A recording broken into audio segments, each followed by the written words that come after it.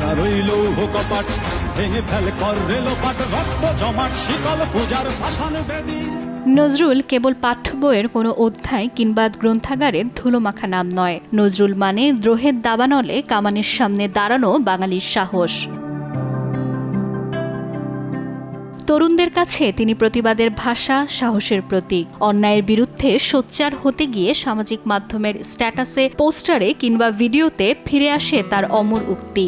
কখনো বিদ্রোহী, কখনো সাম্যবাদী। নতুন প্রজন্ম নিজেদের ভাষায় নতুনভাবে ধারণ করছে নজরুলকে। এই যুগে নজরুলকে আমরা ডিজিটাল মাধ্যমেও বিভিন্নভাবে ব্যবহার করতে পারি। তো সেক্ষেত্রে আমাদের নজরুলের যেসব গল্প, কবিতা, আমাদের নজরুলের যত লেখা আছে সেই সব লেখা নিয়েও কিন্তু আমরা ছোট ছোট রিলস তৈরি করতে পারি। ডিজিটাল প্ল্যাটফর্মে প্রতিদিনই উচ্চারিত হচ্ছে নজরুলের কবিতা, গান। সামাজিক যোগাযোগ মাধ্যমে অ্যানিমেশন, শর্ট ভিডিও, পডকাস্ট ও বিশ্লেষণধর্মী কন্টেন্ট হয়ে উঠছে প্রাসঙ্গিক। কৃত্রিম বুদ্ধিমত্তার সহায়তায় তৈরি হচ্ছে কবিতা পাঠের নতুন উপস্থাপনা, গবেষণা ভিত্তিক নানা ডিজিটাল প্রকল্প।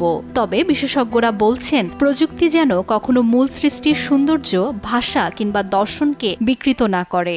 আর্টিফিশিয়াল ইন্টেলিজেন্স কিন্তু আমাদের পার্ট অফ লাইফ হয়ে যাচ্ছে। আপনি হয়তো একটা নজরুলের কবিতা দেখে বা গানের উপর বেস করে আপনি একটা ভিজুয়াল তৈরি করলেন, কিন্তু এটা যদি কাউকে ইমপারসনেট করে তাহলে কিন্তু মুশকিল। তখন কিন্তু নানা রকমের লিগ্যাল কোয়েশ্চেন চলে আসবে, এথিক্যাল মোরাল কোয়েশ্চেন চলে আসবে।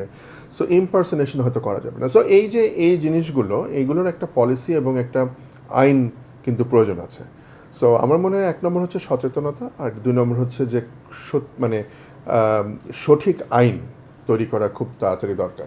Digital archive, ebook, online library এবং স্ট্রিমিং প্ল্যাটফর্মের কল্যাণে এখন পৃথিবীর যে কোনো প্রান্তে বসেই শোনা যায় নজরুল গীতি, পড়া যায় তার কবিতা, গল্প কিংবা প্রবন্ধ।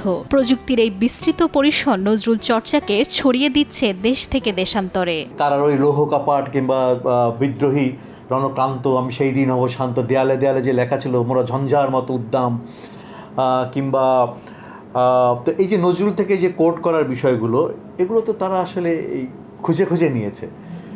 তো আমি মনে করি যে নজরুল আবহমান কাল থেকে উনি ছিলেন, উনি আছেন এবং ভবিষ্যতেও এরকম বারবার যখনই আমাদের এরকম ক্রান্তিকাল আসবে, যখনই আমরা ক্রাইসিসে পড়ব, সেই সময়ে তারুণ্য বারবার তাকে খুঁজে নেবে। সেটা এখন কি অ্যানালগ প্রজন্ম হোক, ডিজিটাল প্রজন্ম হোক, অথবা সুপার ডিজিটাল কিছু একটা যখন ভবিষ্যতে, যাই হোক, নজরুল প্রাসঙ্গিক হয়ে আসবেন। এটাই হচ্ছে নজরুলের ক্ষমতা, এটাই তার সাহিত্যের শক্তি। সময়ের সঙ্গে মাধ্যম বদলায়, কিন্তু পুরনো হয় না মহৎ সাহিত্য। প্রযুক্তি যদি হয় সৃজনশীলতার সেতুবন্ধন, তবে নতুন প্রজন্মের হাতে নজরুল পৌঁছে যাবেন আরও বিস্তৃত পরিসরে। একজন স্রষ্টা ও কর্মযোগী মানুষের নাম নজরুল। 19বিংশ শতাব্দীর শেষ ভাগে জন্ম নেয়া এই মানুষটির লেখনী নাড়িয়ে দিয়েছিল ব্রিটিশ রাজত্বের ভিড়। প্রযুক্তির এই নতুন মাধ্যমেও ছড়িয়ে পড়ছে নজরুলের প্রতিবাদের ভাষা। ফাতেমাতুজ জোহরা, সময় সংবাদ, ঢাকা।